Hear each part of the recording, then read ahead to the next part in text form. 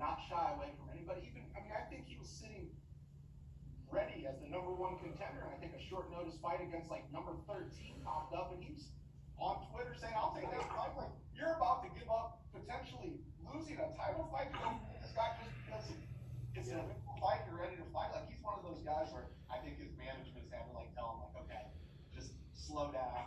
We know you want to fight, we know you're gonna put your name in the hat, but now we have to be strategic.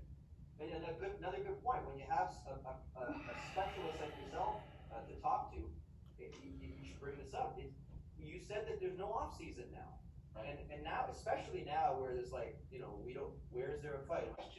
I think people don't realize there's two aspects of this. There's a rate of force development aspect where an athlete is efficient at their force development and rate. But that's not always the case. Sometimes when you look at it, it's really just the elasticity component, or basically the plyometric component, energy storage component that they're deficient at. Two very different things. So when you're looking at what that contrast might be, you need to identify is it rate of force development or Not about what's the next drill, what's the coolest thing to give more of, it's what to take away. Absolutely.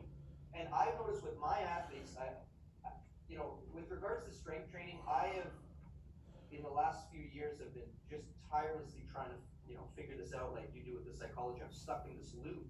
And I think that, like you alluded to, that strength and conditioning, actually I shouldn't say that, weight training, because there's a big difference between strength training and weightlifting. But they're able to absorb that. And I think that's where people sort of mess up with this, because they're not getting the most efficient use of this contrast for their athlete.